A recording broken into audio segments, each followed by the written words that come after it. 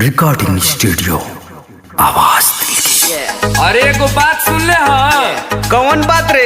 संदीप भोजपुरिया के जाने ले। हाँ हाँ का भाई? अरे अब तो माल के चक्कर में किताब बेचे लगल। अच्छा जानत है अब का कहत रहे? का कहत रहे? बरवजिया सब रिकॉर्ड कैले बानी, सुन दे का कहत। अच्छा सुनाओ तो।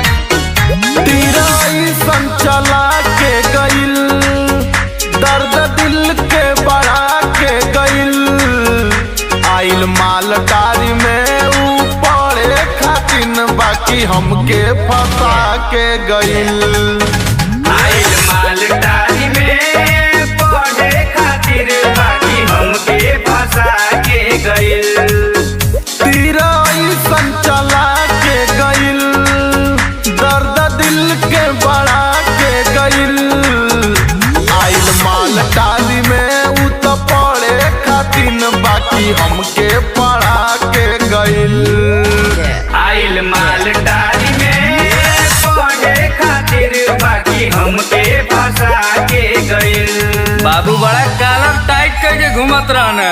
सही में अब पता चलल बाबू के अब मजा आवत होई। अरे घूम घूम किताब बेचत होई, पसीना पोछत होई। अब मजा आई। सुन देख आओ काका कहता। बेटा बिलरिया में जाके भइल, कर्जा खूबे बढ़ा के गइल, जाके अजय और बेला से खूब कर्जा लेत रहे बाबू। अब सब कुछ छूट गइल होई। बेटा चुनावा पे जाके भइल, कर्जा उ तो बढ़ा के गइल, जियरा हमरो जरा के गइल, अब तो दोसर के प्यार भइल, आइल माल टारी में उ तो पड़े खातिन बाकी हमके पढ़ा के गइल। आइल माल टारी में पढ़े खातिर बाकी हमके फंसा के गइल। केतनो कहनी बेटा के कि देखा लड़की के चक्कर में ना ही पड़ल जाला।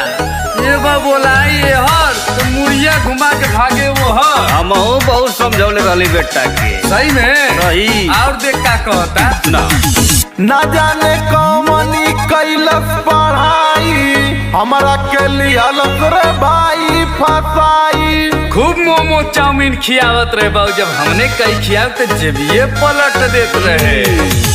ना जाने कौमनी कैलस पढ़ाई, हमारा के लियालस रे भाई फसाई। संदीप संग बड़ी धोखा भइल, दिल के ओखरी में टूट के गइल, आइल माल टाली में उ पड़े खातिन बाकी हमके पढ़ा के गइल।